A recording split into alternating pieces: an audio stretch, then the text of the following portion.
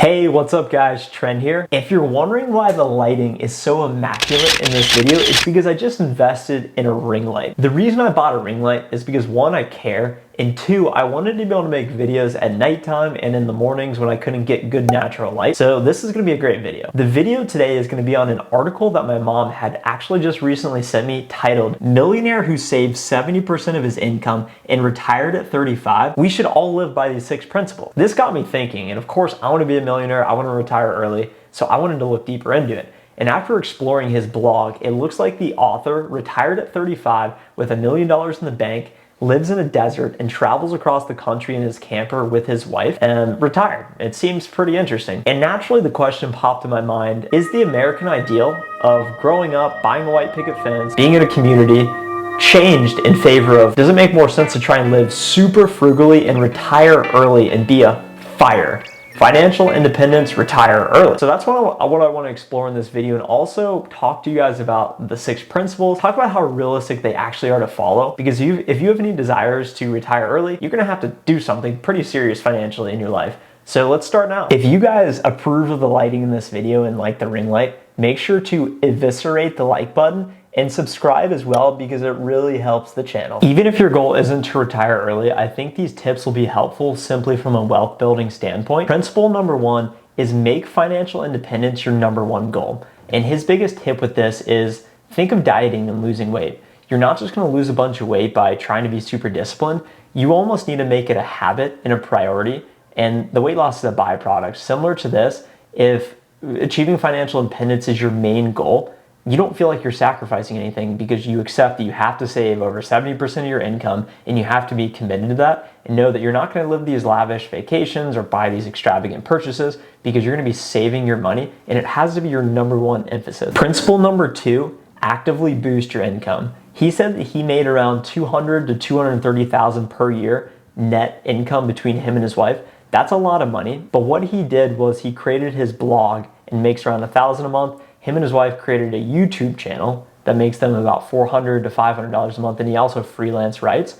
So what he did, and he did exactly what I'm trying to do and what I've been saying that everyone should try and do, is create a digital online brand so you can try and generate some sort of passive income, and this will begin to grow exponentially over time. So I'm guessing once he reached his saving goal, he probably knew that this would keep growing him and be able to sustain his life, and that's what he's probably doing most days. Impressive. Principle number 3, invest in appreciating assets. He says that they invest in the stock market, real estate, and general businesses. And I think this makes a lot of sense. I put most of my money into the stock market. I'm personally not a huge fan of real estate right now, because I don't think it's smart to take on a lot of debt, and it's actually a liability versus an asset.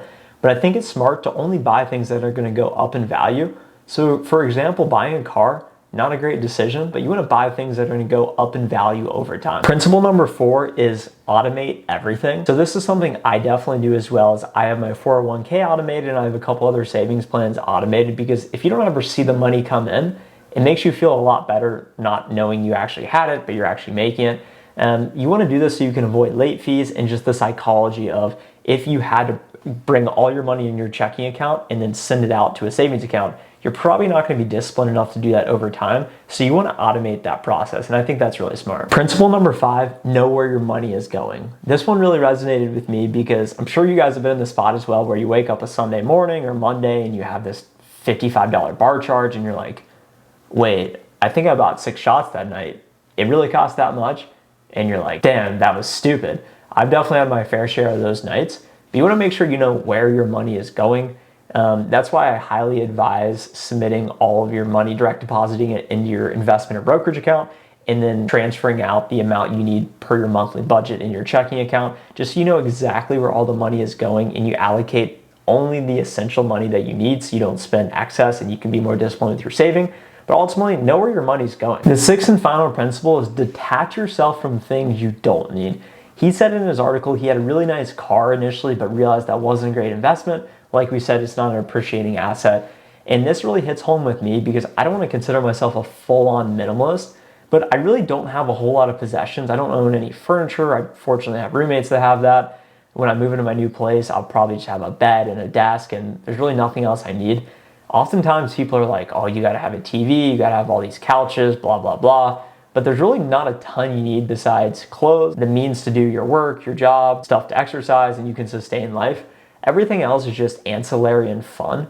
So make sure you have what you need, but also if you have way too much, it is a pain in the arse to move all that stuff. So I try and keep it light. I'm not a full-on minimalist yet, but know what stuff you need and what stuff you don't need, and try and find a nice balance in the middle. I don't know about you guys, but I thought this story was pretty cool. If you said, hey Trent, by 35, you'll be a millionaire with online passive income, living in a desert in a camper with a wife, I would have to think about that life. I think it'd be interesting. Not sure if it's for everyone. You definitely don't need a degree from Wharton Finance to figure out how to retire early. My biggest takeaways from this story and these principles are one, and whenever you find a wife, girlfriend, or partner, you want to make sure they're aligned to the same financial goals as you. Similar to principle number one, know you're going to retire early, know it's your goal. You need to make sure they're on the same page, because if your partner wants to buy the white picket fence in the house, meanwhile you want to go live in a desert in a camper and retire early, there's going to be a disconnect there. So you got to find the right person. And secondly, in 2019, the average household income in the United States was about 89 grand, and they collectively were making about 200 to 230 grand. So they're about 2.3-ish times the average household income. So the second big takeaway here is, how can you boost your income?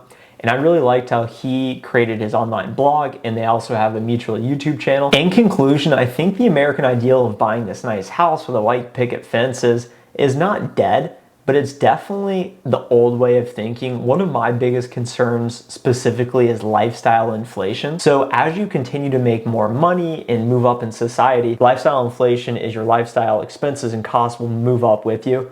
So my expenses right now are like 25, 28 grand a year. It's pretty low. I live with roommates. I'm pretty frugal. Don't spend money on dumb things. But as I start to have kids, as I potentially buy a house, etc., that could go up a lot, pay for colleges, private schools. So that's one of my biggest fears, is my lifestyle inflation costs going up with my life. I hope to make plenty of money, so that's not a problem.